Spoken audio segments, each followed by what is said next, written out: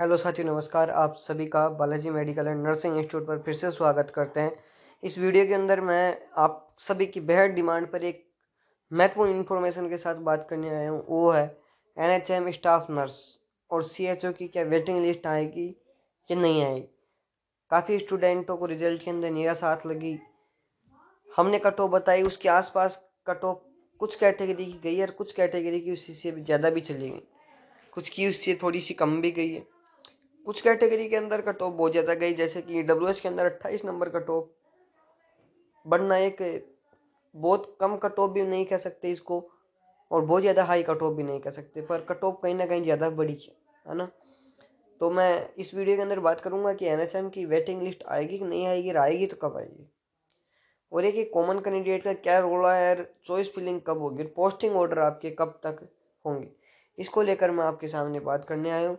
इससे पहले मैं आपसे एक छोटी सी रिक्वेस्ट करूंगा कि अगर चैनल पर नए हो, चैनल को सब्सक्राइब कर लेना और वीडियो को लाइक कर देना, और ज़्यादा से ज़्यादा लोगों तक शेयर कर देना, ताकि इसी प्रकार की इन्फॉर्मेशन आपको सबसे पहले Balaji medical and nursing institute के चैनल पर मिल सके। बिना किसी तरीके से शुरू करते हैं। तो सबसे पहले तो मैं आपको बात करता हूँ चॉइस फिलिंग की ना। वेटिंग की अपन बाद में बात करेंगे, एक बार मैं चॉइस फिलिंग की बात कर लेता हूँ। शॉर्ट में बात करूंगा। मैंने चॉइस फिलिंग के ऊपर और पोस्टिंग के ऊपर काफ़ी वीडियो अलग से बना दिए, तो मैं आपको चॉइस फिलिंग की बात बताऊँ तो चॉइस फिलिंग आपकी स्टार्ट कुछ ही दिनों में हो जाएगी, जैसे ही एनएचएम की पूरे कैडर के रिजल्ट निकलते हैं, है ना। सूत्रों से पता चल रहा है कि आपकी जो चॉइस फिलिंग है वो लगभग फरवरी के लास्ट एंड मार्च के फर्स्ट वीक के अंदर होने की संभावना है। ठीक है। जैसे ही आपकी चॉइस फिलिंग होती है, फिर आपको अपॉइंटमेंट लेटर मिलेंगे। अपॉइंटमेंट लेटर के बाद में आपको पीएमओ के पास डिस्ट्रिक्ट हॉस्पिटल में जमा कराना पड़ेगा, जहां आपको ज्वाइनिंग मिलती है, और फिर आपको ज्वाइनिंग यानी कि पोस्टिंग दे दी जाएगी। लगभग माना जा रहा है कि मार्च के लास्ट तक आपको ज्वाइनिंग या पोस्टिंग मिल जाएगी। तो पोस्टिंग के बारे में मैं आपको बता चुका हूँ कि जो आपकी पोस्टिंग है वो मार्च के अंदर मिल जाएगी, और जो आपकी चॉइस फिलिंग है वो चॉइस फिलिंग आपकी फरवरी के लास्ट या मार्च के फर्स्ट वीक में होने की संभावना है।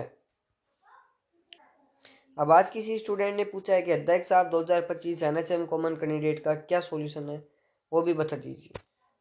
हरीश जी, बोर्ड के पास इसका कोई सॉल्यूशन नहीं है। ये लीगल मैटर्स है जिसमें हम दखल नहीं दे सकते, ये आलोक राज जी का जवाब है। अब बात करते हैं वेटिंग की। तो वेटिंग का देखो ऐसा है, कॉमन कैंडिडेट हैं एक साथ लगभग चिकित्सा विभाग के अंदर 10,000 भर्ती है, जिसके अंदर ज़्यादातर भर्तियां नर्सिंग की थी। लगभग 8-9 हज़ार स्टूडेंटों की भर्तियां थी जो चिकित्सा विभाग के अंदर थी, और वही स्टूडेंट 1 से 2 भर्तियों के अंदर उनका चयन हुआ है। यानी कि लगभग कॉमन कैंडिडेट की संख्या 2500 के आसपास थी। 2500 प्लस स्टूडेंट थे जिनका NHM staff nurse, CHO, tutor, psychiatric nurse, काफ़ी वैकेंसियों में सिलेक्शन हुआ है। तो एक स्टूडेंट एक ही वैकेंसी ज्वाइन करेगा, इस बात को आपको भी पता है। अब स्टाफ नर्स की कट ऑफ हाई जाने का कारण थोड़ा सा ये है, कुछ स्टूडेंटों की मेंटेलिटी इस तरह बन चुकी है कि स्टाफ नर्स सबसे पहले परमानेंट किया जाएगा। और बात सही भी है कि सीएचओ को परमानेंट करने के लिए अभी कोई नोटिफिकेशन आया नहीं है ना। एक हरियाणा स्टेट के अंदर जरूर परमानेंट किया गया है सीएचओ को, वो किया गया है 4200 पे ग्रेड के अंदर। और एनएचएम स्टाफ नर्स के अंदर तो जिन स्टूडेंटों ने 5 साल तक सेवा दे दी है, जिन कर्मचारियों ने, उनको तो परमानेंट करने की प्रोसेस शुरू हो चुकी है। सीएसआर रूल 2022 के तहत एनएचएम के जो ये हैं स्टाफ नर्स वाले, उनको तो परमानेंट की प्रोसेस शुरू कर दी गई है। अभी उनको परमानेंट नहीं किया गया है, पर स्टाफ नर्स के ज़्यादा सोचने में आ रहा है कि इनको परमानेंट जल्दी किया जाएगा, इनका एक्सपीरियंस भी काउंट होगा। ठीक है। तो लोगों का स्टाफ नर्स के अंदर रुख ज़्यादा हुआ, इस कारण कट ऑफ ज़्यादा हुई। तो बात यह है कि 2500 प्लस लोग हैं, एक ही भर्ती ज्वाइन करेंगे, तो ऑब्वियसली बात है कि सीटें तो खाली रहेगी। अब चाहे सीएचओ के अंदर रहे चाहे स्टाफ नर्स, सीटें दोनों के अंदर खाली रहेगी। और इसके अलावा लैब टेक्नीशियन के अंदर भी सीटें खाली रहने का भी चांस है, ये भी मैं आपको बता दूँ। तीनों के अंदर वेटिंग की बात करूं तो 99% चांस है कि आपकी वेटिंग लिस्ट आए, पर इसका कोई पता नहीं है कि कब आएगी, कितना टाइम लगेगा। अब मैं आपको एक मोटा मोटा आइडिया दे दूं कि वेटिंग की क्या प्रोसेस होती है। तो सबसे पहले जिन स्टूडेंटों का फाइनल चयन हुआ है उनसे चॉइस फिलिंग भरवाई जाएगी।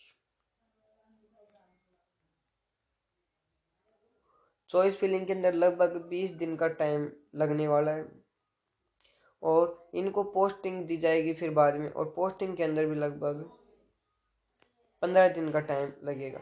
यानी मोटा मोटा आप 1 महीना और 10 दिन तो ये मान के चलो, 1 महीने 10 दिन के अंदर तो कुछ नहीं होगा वेटिंग का। इसके बाद पता लगेगा कि बोर्ड के पास वापस लिस्ट जाएगी राशन कर्मचारी चयन बोर्ड से चिकित्सा विभाग के पास कि इतने स्टूडेंटों ने ज्वाइनिंग नहीं की, है ना। और जिन स्टूडेंटों ने ज्वाइनिंग नहीं की उनकी फिर क्या बनेगी, वेटिंग लिस्ट बनेगी। ठीक है, तो चांस पूरे हैं, 99% है, 100 मैं नहीं कह सकता, क्योंकि अभी तक राजस्थान CHO 2022 की वेटिंग नहीं आई है। तो इस वेटिंग का तो क्या ही बोल सकते हैं कि आ जाए, पहले 2022 की आनी चाहिए ना, इससे पहले तो, है ना। तो नर्सिंग के अंदर पहली बात तो यह है कि यूनिटी नहीं है। अगर स्टूडेंट डिमांड करेंगे तो काफ़ी जल्दी आपकी वेटिंग आ जाएगी, पर माना यह जा रहा है कि आपकी जो वेटिंग है वो अब जुलाई के बाद ही आने की संभावना है। मैं ये आपको अभी क्लियर कर देता हूँ। आप वेटिंग के चक्कर में रहकर अपनी पढ़ाई मत छोड़ देना, तैयारी आपकी वापस शुरू कर दीजिए। जो भी स्टूडेंट है वो तैयारी कर रहे हैं, भी नॉर सेट, ESIC, RRB जो भी वैकेंसी निकली हुई हैं उनकी तैयारियां शुरू कर दी है। नॉर सेट के एग्जाम अप्रैल के अंदर है, रेलवे की भी हाल ही में एग्जाम होने वाली है। इसके अलावा भी राजस्थान के अंदर नर्सिंग ऑफिसर की फिर से भर्ती आने वाली है। तो वेटिंग के चक्कर में आप ना रहे। मैं आपको बता दूं कि वेटिंग तो आने के 99% चांस है, पर अभी यह श्योर नहीं है कि कब आएगी कब नहीं आएगी, है ना। पर एक एक्सपेक्टेड डेट की बात करो तो जुलाई के अंदर आप मान के चलना। और आज राजस्थान सरकार का बजट आता है, और बजट के अंदर किसी को भी कुछ बढ़िया फायदा नहीं मिला है। जहाँ तक हमारा मानना है युवाओं के लिए कोई अच्छा काम नहीं हुआ है। युवाओं के लिए एक बहुत अच्छी चीज हुई है, जो आपकी वेटिंग को लेकर मैं आपको बता दूं क्या हुआ है।